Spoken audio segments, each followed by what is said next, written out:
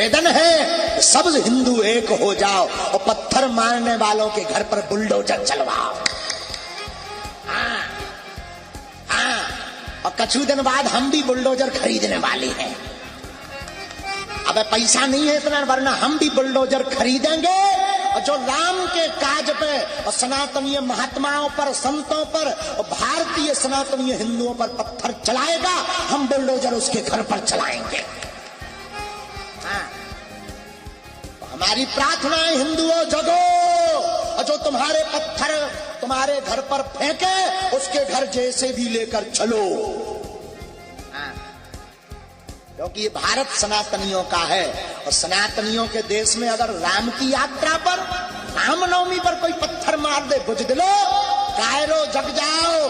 अब सब हिंदू अपने हाथ में हथियार उठा लो और कह दो हम सब हिंदू एक हैं। कई सारे लोग, महमूद मदनी हो चाहे तमाम सारे लोग कह रहे हैं कि ये देश इस्लाम का है। आपको लगता है कि देश इस्लाम का है? वो तो इधर उधर से ये आवाज आने लगी। तो एक बात और बोली कि ओम वाली बात है। हाँ। क्या बोला था? बोली उन्होंने बोला कि ओम और अल्लाह एक है। आपको लगता है ये? आप क्या कह रहे हैं? याद आ गया कि वो भी सनातनी थे, क्योंकि ओम कुरान में नहीं है। ओम बागेश्वर बालाजी की ओम बागेश्वराय नमः, ओम सन्यासी देवाय नमः, ओम नमः शिवाय नमः, ये सनातनी में ही है। तो पूरा बयान छोटा बोलो, पूरा बोलो, उसमें उन्हें याद आ गया सनातनी है। लेकिन वो तो ये भी दावा कर रहे हैं कि भारत जो है इस्लाम का देश है। ऐसा तो कोई भी, हमारे गांव में एक पागल था, वो अपने आप को प्रधानमंत्री कहता था। क्या बोलोगे? एक प्रार्थना करने आए, जितने यहाँ संत हैं और जितने सनातनी हिंदू हैं सब हाथ उठाओ। हिंदू राष्ट्र के साथ कौन कौन है? पक्का बजा दो बिगुल हिंदू राष्ट्र का, आओ जातिवाद को तोड़कर हम सब हिंदू एक हों। भाव पूर्वक बैठे और यह 7 दिनों तक आप सब यहाँ बागेश्वर धाम पावन तीर्थ में भक्ति के इस महाकुंभ में गोता लगावें। दोनों हाथ उठाकर बोलो बागेश्वर धाम की, अपने अपने मताई बाप की, अन्नपूर्णा मैया की जय, भारत हिंदू राष्ट्र की जय, भारत हिंदू राष्ट्र की जय, भारत हिंदू राष्ट्र की जय। कौन कौन भारत को हिंदू राष्ट्र देखना चाहता है ही है, देखना क्या, घोषणा की बाकी है, अभी तो ये झांकी है।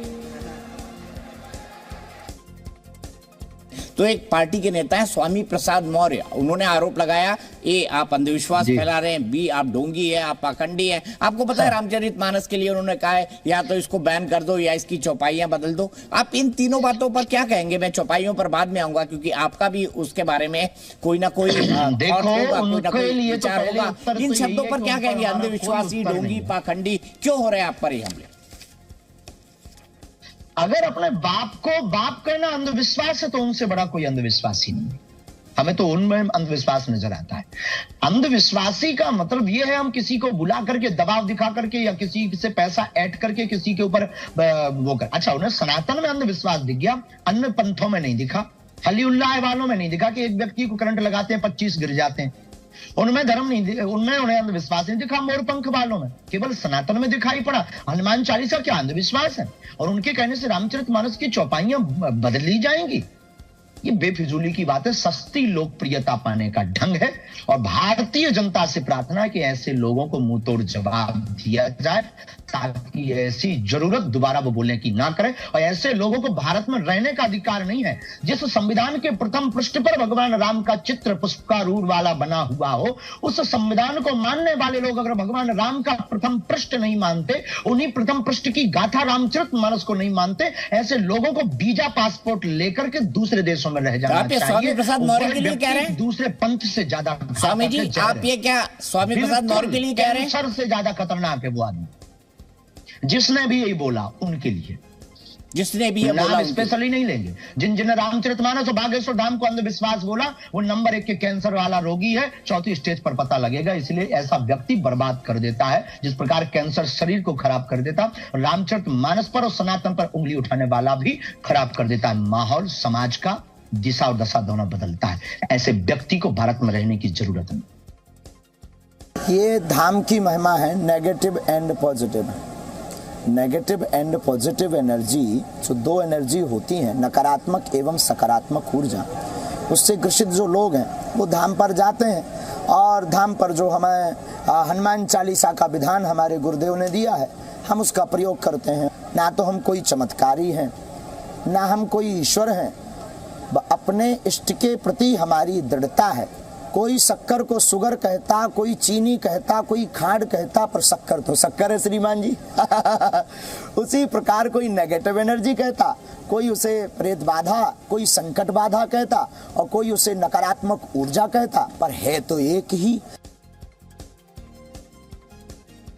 अच्छी बात बोली है। तो हम भी संविधान के खिलाफ हैं क्या? हमने कोई संविधान के खिलाफ बात बोली है क्या? बिल्कुल भी नहीं। जब भारत के परिवर्तन प्रगति का नियम है, भारत का 1/3 लोग भारत हिंदू राष्ट्र की मांग करेगा, मस्तक पर तिलक लगाएगा, तो संविधान में सुधार होगा और भारत हिंदू राष्ट्र बनेगा। मैं ये जानना चाहूंगा कि क्या रामचरितमानस में शूद्रों या फिर पिछड़ी तबकों का अपमान किया गया है, जो आरोप लग रहा है? दूसरा, क्या ये करके सनातन को बांटो जातियों में और जातियों का वोट लो, इसकी भी कोशिश है? जिस प्रकार किम जोंग ने किया था कि जैसे किम जोंग के देश में कोविड-19 के केस मिले थे, तो उन्होंने कहा था या तो देश छोड़ दो या प्राण छोड़ दो, क्योंकि उस व्यक्ति के कारण पूरा देश नहीं हम मार सकते हैं। तो ऐसे व्यक्ति को भारत सरकार को या तो देश छोड़ने का कहना चाहिए या उससे कह दें कि तुरंत सरेंडर हो जाए और उसको जेल भेजना चाहिए। मतलब ये कह रहे हैं कि जो रामचरितमानस का विरोध कर रहे हैं उनसे उसी तरह डील करना चाहिए जिस तरह से किम जो ने अपने देश नॉर्थ कोरिया में कोरोना से किया था। यस माय डियर, बिल्कुल मेरे प्यारे, यही हम कहना चाह रहे हैं और बहुत जरूरी भी है। आपने घर वापसी की बात की। क्यों लगता है महाराज जी आपको कि घर वापसी जैसी चीजों की अब भारत के अंदर जरूरत है, जबकि हर आदमी को यह अधिकार है कि वो जो चाहे धर्म और स्वतंत्रता एक बार नहीं 1000 बार घर वापसी की आवश्यकता है। इसलिए एक बार नहीं 1000 बार घर वापसी की आवश्यकता है। इस देश में छोटा मोटा ट्रिक का चमत्कार दिखा करके मदर टेरेसा बन रही है। इस देश में छोटा मोटा चमत्कार दिखा करके साईं मियां बन रहे हैं। इस देश में छोटा मोटा ट्रिक दिखा करके, छोटी मोटी हहुल्ला करवा करके धर्म परिवर्तन भोले भाले लोगों को करवा रहे हैं, सनातन विरोधी काम करवा रहे हैं। उन लोगों के मुंह पर पहली बार जब झापड़ लगा, जब बागेश्वर बालाजी का दरबार लगा, तब उनको खबर लगी, हौस लगी, जो भोले वाले लोग चले गए थे दूसरे धर्म में, उन्हें लगा कि असली बात तो ये है। हमने उन्हें बताया कि अपने धर्म में कितनी ताकत है। उनके एक व्यक्ति के छूने से 25 लोगों में जो करंट लगता है वो एक प्रायोजित होता है, लेकिन अपने यहाँ बागेश्वर धाम पर हनुमान चालीसा में छूने की आवश्यकता नहीं। जो यह पढ़े हनुमान चालीसा और सिद्ध साखी गौरी सा। जब ये बात हमने उनको बताई, जो भोले वाले लोग चले गए थे, उन्हें समझ आया, तो उन्होंने घर वापसी की। और इसकी आवश्यकता प्रत्येक संत के द्वारा है और प्रत्येक हिंदू सनातनी के द्वारा इस कार्य को करने की वर्तमान में आवश्यकता है, क्योंकि यह इंटरनेशनली फंडिंग द्वारा सोची समझी साजिश है, जिसमें संतों को, गरीब भोले वाले लोगों को टारगेट किया जाता है। महाराज जी, क्या इसमें मदर टेरेसा, जिनको नोबेल पीस प्राइज मिला है, जिनको संत का भी दर्जा मिला हुआ है, क्या उनके लिए इस तरह की टिप्पणी उचित मानते हैं? हम किसी पर टिप्पणी नहीं करते, हमने सिर्फ समानता की बात की। श्री सीताराम बागेश्वर धाम की जय, सन्यासी बाबा की जय, पूज्यपाद श्री दादा गुरुजी महाराज की जय। हम यात्रा पर निकले हैं, 2 से 3 दिन की यात्रा पर हैं।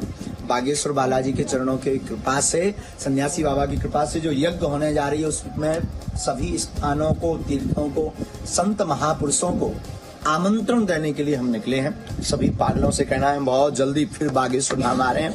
और दिव्य भूमि, जो हमारी हिमालय की भूमि है, उत्तराखंड के जो क्षेत्र हैं, जहाँ पर बड़े बड़े ऋषि मुनि महात्मा, जिनकी अक्खड़ फक्कड़ की साधना रही है, तपस्वी, योगी, अमलात्मा, विमलात्मा साधु, उनकी स्थानों के पद चिन्हों का आशीर्वाद लेकर सब संतों को हम आमंत्रण दे रहे हैं। बहुत जल्दी बागेश्वर धाम आएंगे, आप सब इंतजार करिए और सनातन का झंडा गाड़े रहिए। कायदे में रहेंगे तो फायदे में रहेंगे।